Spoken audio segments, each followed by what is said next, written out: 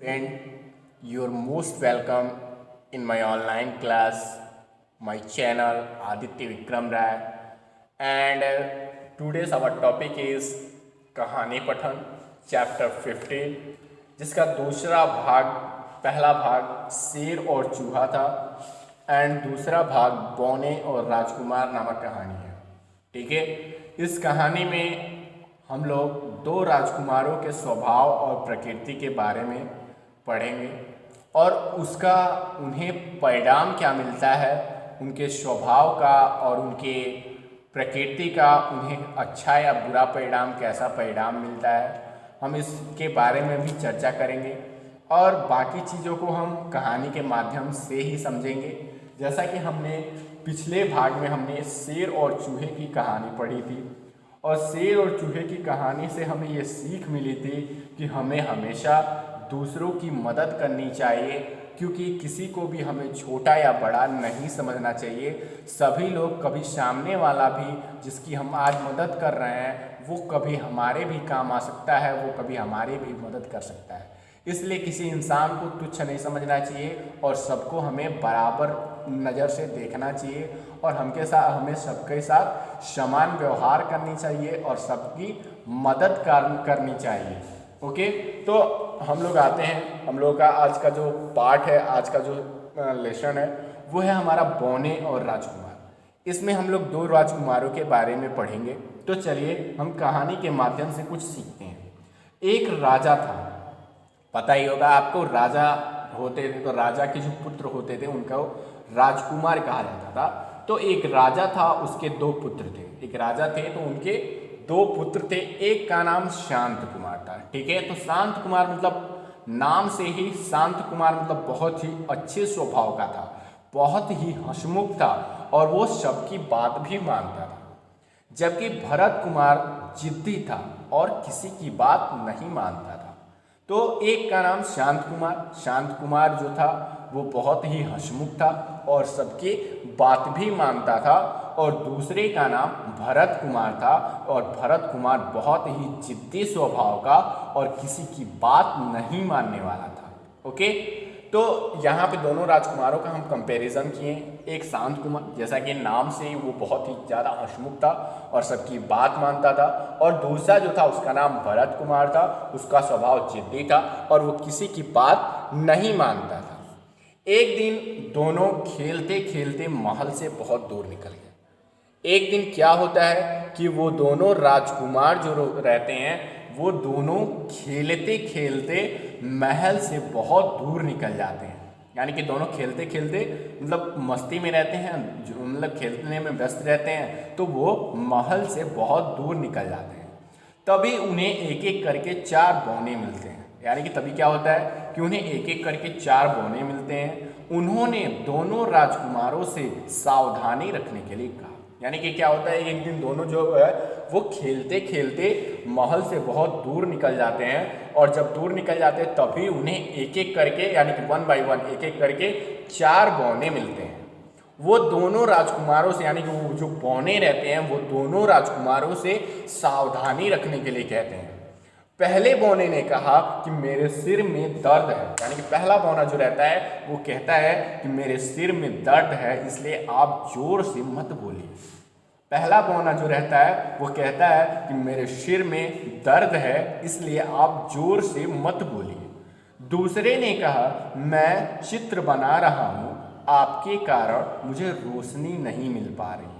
हो सकता है कि वो दोनों लोग खड़े हों, इसलिए जहाँ से रोशनी आ रही है उसके सामने खड़े हों। तो वो कहता है कि मैं चित्र बना रहा हूँ, मुझे ज़्यादा रोशनी चाहिए, आपके कारण मुझे रोशनी नहीं मिल पा रही है, इसलिए आप लोग थोड़ी दूर चले जाइए।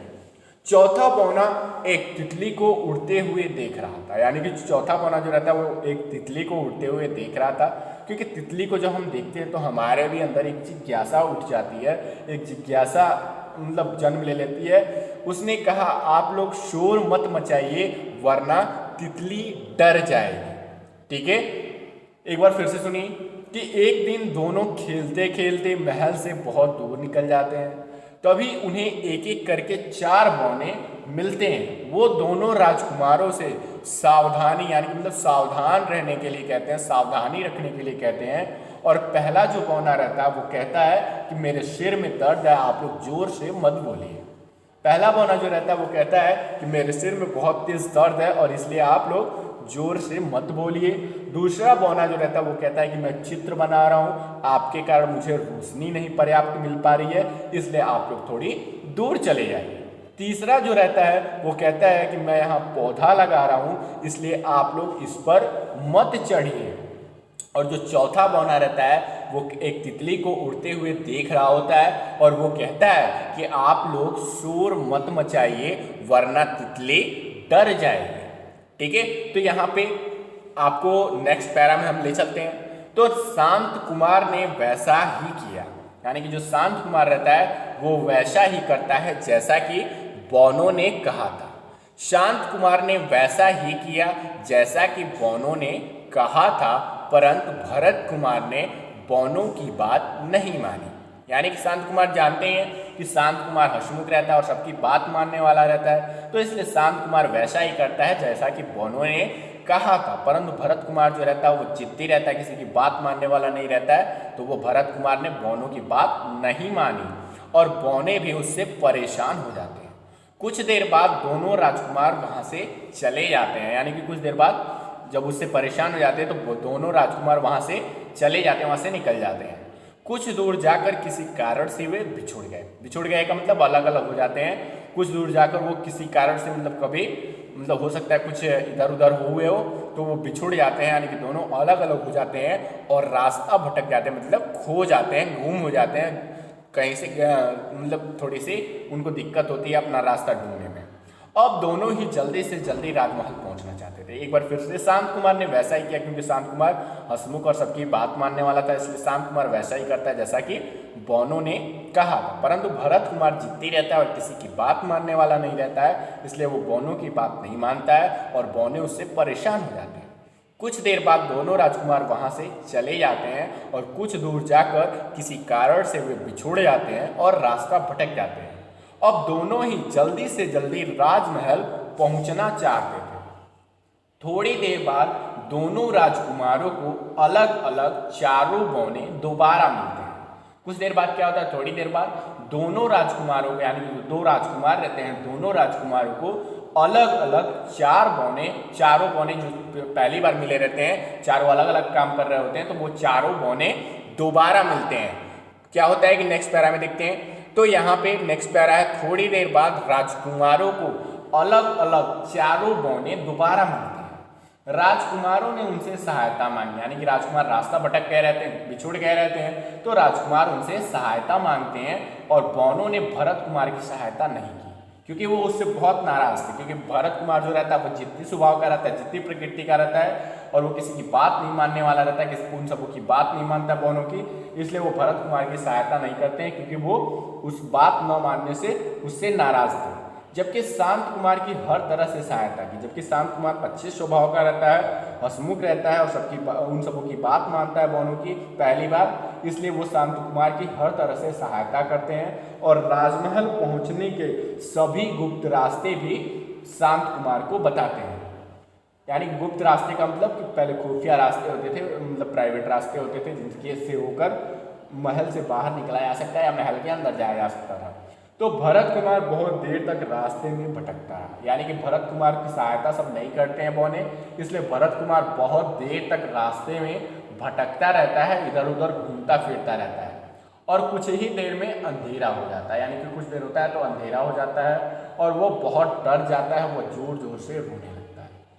उसकी आवाज़ सुनकर बौने उसकी सहायता के लिए वहाँ आ जाते हैं और भरत कुमार को अपनी गलती का एहसास होता है कि मैंने बहुत गलत किया उन सबों के साथ, और वो बौनों से माफ़ी मांगता है। फिर बौने उसे माफ़ कर देते हैं और बौने उसे महल तक ले जाते हैं और उसके दोस्त बन जाते हैं। वंस अगेन थोड़ी देर बाद दोनों राजकुमारों को चारों बौने अलग अलग दोबारा मिलते हैं। राजकुमार उनसे सहायता मांगते हैं, बौनों ने भरत कुमार की सहायता नहीं करते हैं क्योंकि वो उससे बहुत नाराज़ थे, क्योंकि वो उनकी बात नहीं माना रहता है। जबकि शांत कुमार की वो हर तरह से सहायता करते हैं क्योंकि वो उसकी बात माना रहता है और राजमहल पहुंचने के सभी गुप्त रास्ते भी उसको बताते हैं। भरत कुमार बहुत देर तक रास्ते में भटकता रहता है और कुछ देर में अंधेरा हो जाता है। वो बहुत ज़्यादा डर जाता है और जोर जोर से रोने लगता है। उसकी आवाज़ सुनकर बौने दया आ जाते हैं उनको, उसकी सहायता के लिए वहाँ आ जाते हैं और भरत कुमार को भी अपनी गलती का एहसास हो जाता है और वो उसने बौनों से माफ़ी मांगता है और फिर बौने उसे महल तक ले जाते हैं और उसके दोस्त बन जाते हैं। तो इस कहानी से बेटा हमें यही सीख मिली कि हमें अपने स्वभाव को ऐसा बनाना चाहिए, हमारी जो प्रकृति है वो हमें भी शांत कुमार की तरह हंसमुख प्रकृति और सबकी बात मानने वाले होने चाहिए। यानी कि हमें बहुत ही ओबेडिएंट होना चाहिए, हमें बहुत ही आज्ञाकारी होना चाहिए कि कोई एक गिलास पानी मांग रहा है, कुछ भी मांग रहा है तो हमें तुरंत वो काम कर देना चाहिए। ठीक है, तो हमें अपने अंदर थोड़ा सा शांत कुमार की तरह हंसमुख होना चाहिए, यानी कि हमेशा हंसता खेलता रहना चाहिए और हमें सबकी बात माननी चाहिए, अपने बड़ों की सबकी बात माननी चाहिए। क्योंकि हमारा जो परिणाम है, यानी कि हमारे अच्छे स्वभाव का और बुरे स्वभाव का जो परिणाम है वो हमें ही मिलता है। ठीक है, तो यहाँ पे कुछ मौखिक प्रश्नोत्तर है, चलिए देखते हैं। सोचिए और बताइए शांत कुमार कैसे स्वभाव का था। आपने पढ़ा कि शांत कुमार जो था वो शांत बहुत ही हंसमुख था और सबकी बात मानता था। तो यहाँ पे हम लोग लिखेंगे कि शांत कुमार कैसे स्वभाव का था, तो शांत कुमार हंसमुख स्वभाव का था। ठीक है, यानी कि शांत कुमार हंसमुख स्वभाव का था। क्वेश्चन नंबर ख, भरत कुमार कैसे स्वभाव का था। तो आपने पढ़ा कि भरत कुमार बहुत जिद्दी था, भरत कुमार जिद्दी था और किसी की बात नहीं मानता था। तो लिखेंगे यहाँ भरत कुमार जिद्दी स्वभाव का था। यानी कि भरत कुमार कैसे स्वभाव का था, तो भरत कुमार जिद्दी स्वभाव का था।